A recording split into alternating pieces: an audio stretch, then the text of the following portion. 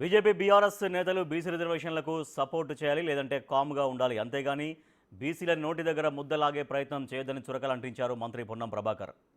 దసరా పండుగ సందర్భంగా హుస్నాబాద్లోని తన క్యాంపు కార్యాలయంలో ఆయుధ పూజ నిర్వహించారు మంత్రి. బీసీల రిజర్వేషన్ల కోసం తెలంగాణ ప్రభుత్వం చేయాల్సిందంతా చేసిందని, మిగిలింది 9వ షెడ్యూల్లో రిజర్వేషన్ అంశాన్ని చేర్చడమే అన్నారు. బీజేపీకి బీసీల మీద నిజంగా ప్రేమ ఉంటే ఈ పని చేయాలని డిమాండ్ చేశారు. రాజకీయ అవగాహన లేక కొంతమంది రిటైర్డ్ జడ్జీలు తన మీద అవాకులు చెవాకులు పేలుతున్నారని, వాటిని తను పట్టించుకోబోనన్నారు మంత్రి పొన్నం ప్రభాకర్.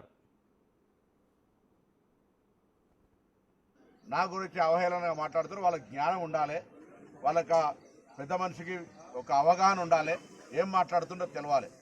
ఏం చేయమంటావు చెప్పండి. తెలంగాణ రాష్ట్ర ప్రభుత్వం 42% రిజర్వేషన్లు అమలు చేయడానికి చిత్తశుద్ధితో ఉంది.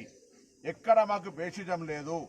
నేను ధన్యవాదాలు చెప్తాను రామచంద్రరావు గారికి. ఇలా భారతీయ జనతా పార్టీ తరఫున ఎవరు కూడా ఎక్కడ కూడా పోరాటం చేయం, బరాబర్గా దీన్ని మద్దతు ఇస్తున్నామని చెప్పారు.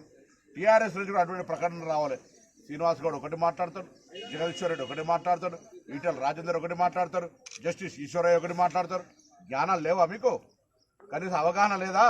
ఇలా బలహీన వర్గాల సమితి ఒక ప్రయత్నం జరుగుతుంది. ఇంతకంటే బెస్ట్ మెథడ్ చెప్పండి. వీలైతే ఐఎమ్ రెడీ, ప్రభుత్వం రెడీ, ఇంతకంటే బెస్ట్ మెథడ్ ఉంటే. కానీ నేను మళ్ళీ కూడా చెప్పిన, ఒక ఆలోచనతో ముందుకు పోయే సందర్భంలో 55,000 పదవులు ఇలా బలహీన వర్గాలకు రాజకీయంగా ఒక స్థానం అవకాశం వస్తుంటే నోటికాడ ముద్దలు చెడగొట్టే విధంగా మీరే మాట్లాడితే మీరు వివేకం ఉందా, వివేకం లేదా, జ్ఞానం ఉందా, జ్ఞానం లేక మాట్లాడుతారో అర్థమైతే లేదు.